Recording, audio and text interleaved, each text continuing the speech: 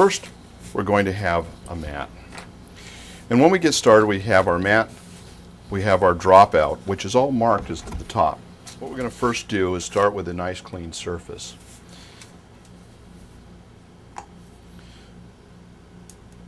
Pour out about a 4 to 5 inch puddle of glue in your pan.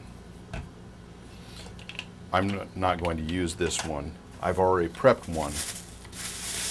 Whenever you're not using the roller, keep it in the bag. It's good for at least a week.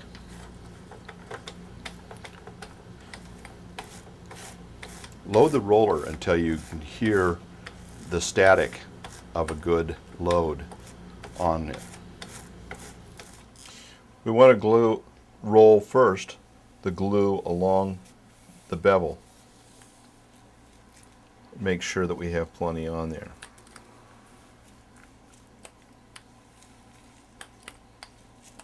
It doesn't take much pressure, and you can always go back lightly and pull up any excess, but you want to have a nice even coat, which means that there's no holidays or empty spaces and no extra big gobs, and then you can roll the rest of the mat.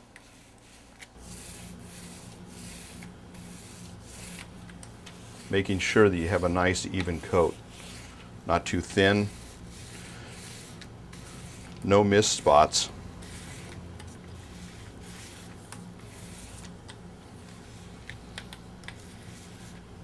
And not too thick.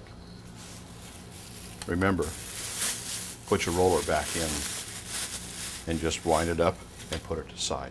Once you've got your glue on, put down a clean sheet to work on. You can, if you have a fabric that has a grain, it's always good to lay the fabric down flat. Then you can make sure to line up the grain, which always wants to run horizontally with the fabric, with the mat. Press lightly to establish the adhesion, then flip it over to make sure everything looks great. Establish the inside parameters of the window cut. Start feeling the bevel. Work the fabric a little bit more, taking your dropout, which is marked for the top. Put it in until it seats. Going back and working over the bevels to give you the best possible looking bevel. Once you've got the bevels pushed down and you've worked the face like petting a good old faithful dog, you can take a corner tool using the 90-degree edge. You can come in and work the corner and work the bevel by tipping it up. This guarantees you a beautiful professional corner. Do that on all 4 corners. And the corners are everything with these mats. Once you have that, you can turn this over and you can cut out a window in your interior fabric.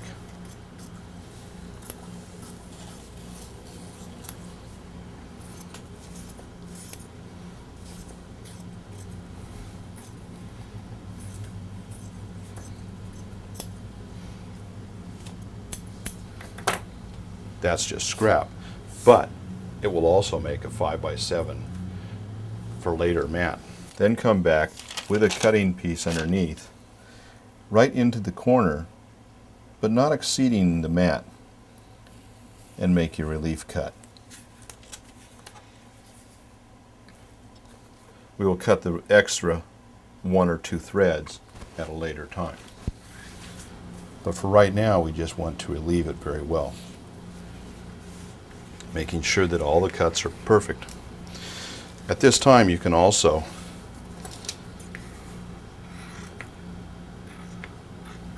miter the corners. Later when we fold that over, it'll be a nice smooth coat.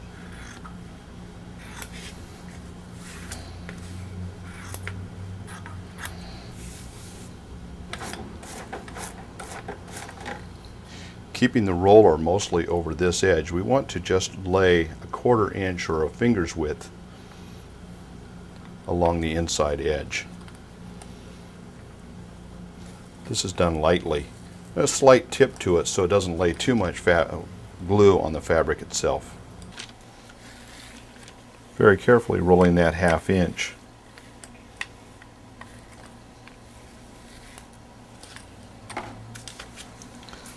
Starting in the middle again and working out to the corner.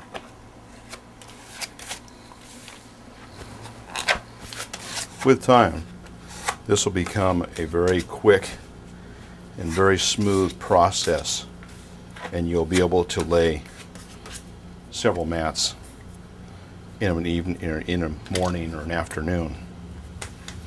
Once you've got everything smoothed down, and before we work the final corners, we'll just trim off the excess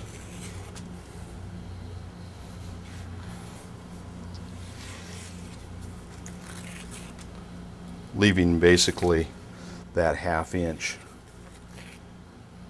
that is glued down. It will also provide you with sort of a fray check by the glue. Working the corners, you may see that there's a little bit of a rounding in the corner.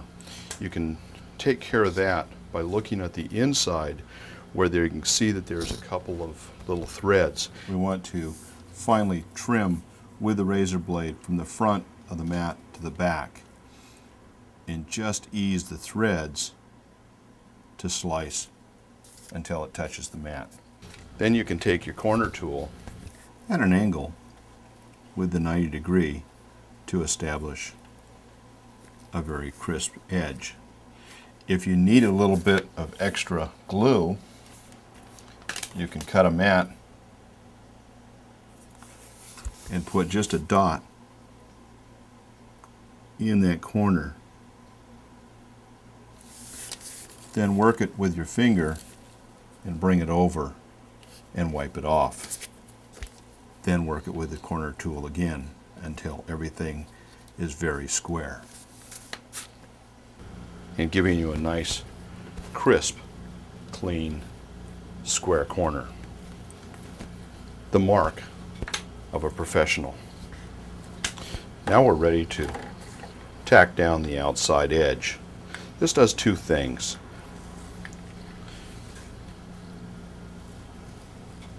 One, it gives you a nice clean edge to work with, and that's a pleasure for working with anytime. Two, we're going to end up the fray check by tacking it down in the fabric. Again, with a swipe and wipe.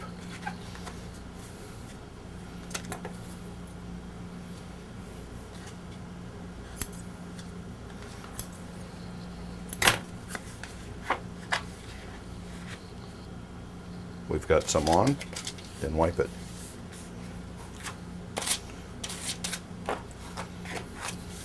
This gives you a nice, clean look to the back of your mat.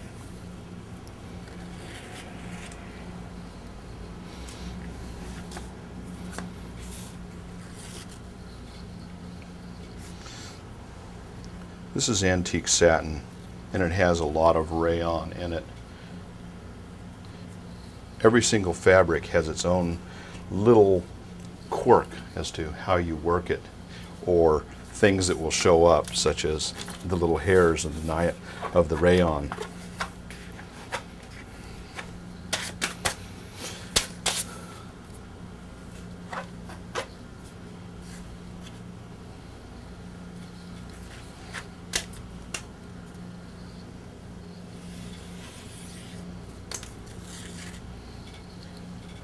Now that we have a finished off back and our front is fine, we want to back mount the back does two things. If you're going to use fillets and you're going to use ATG with your fillet, ATG does not stick to fabric. Let me reiterate that.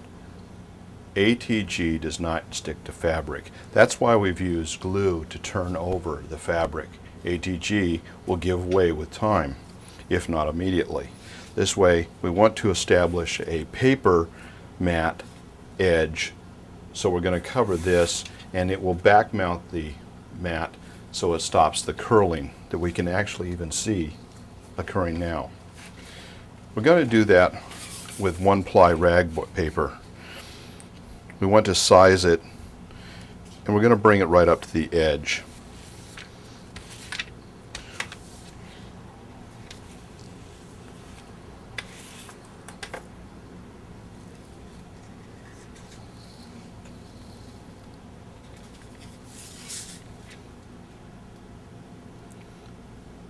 We want to stand just off the edge by maybe 1/16 of an inch so the paper doesn't show.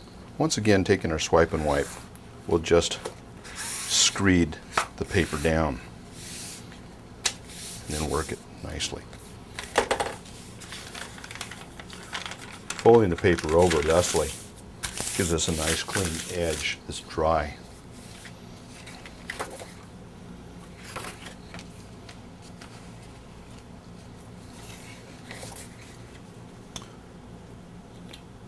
I can actually take this piece. I'll trim the excess later.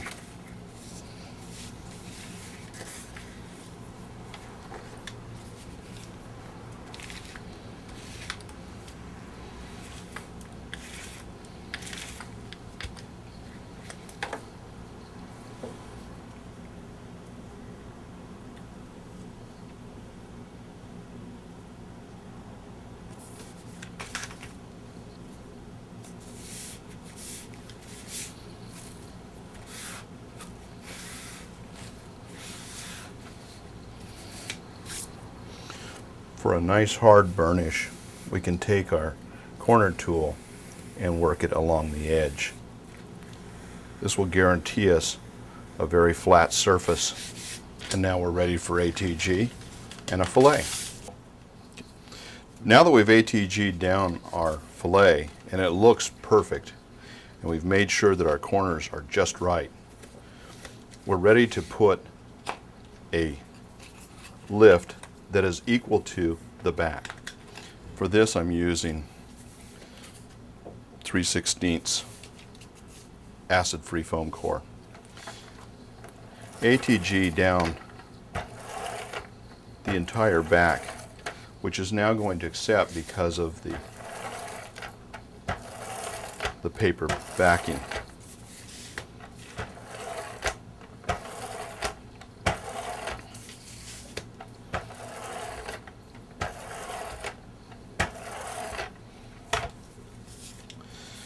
Because my paper backing went down the sides all the way, I want to go the lengthwise all the way with the foam core.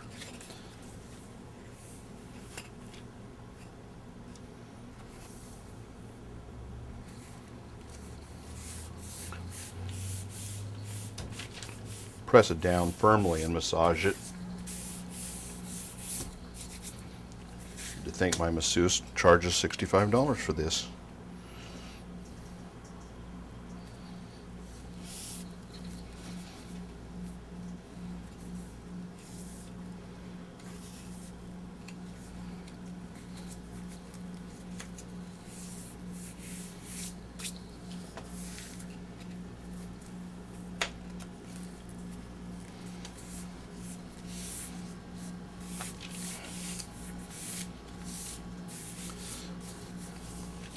Because we don't know what the acid content is in this particular fillet, we'll take a safety precaution by using barrier tape.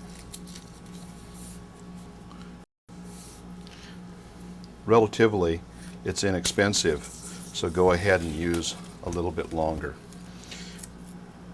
Come to just behind the leading edge or sight edge of the fillet. rub that down first and then the rest of the tape.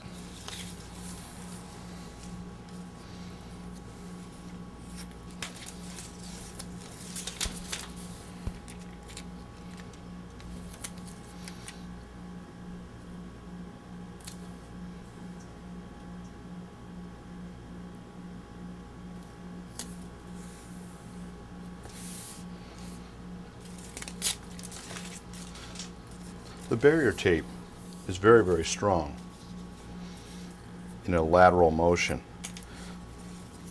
This will do two things.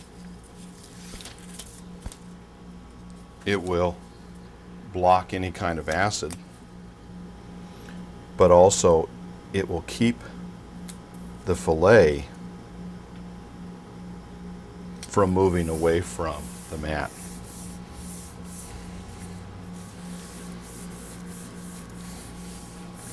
Everything is worked down with the fingers, and there we go. We now have a mat, fabric wrapped, gorgeous, with a fillet, and that is the end of the basic mat, ready for framing.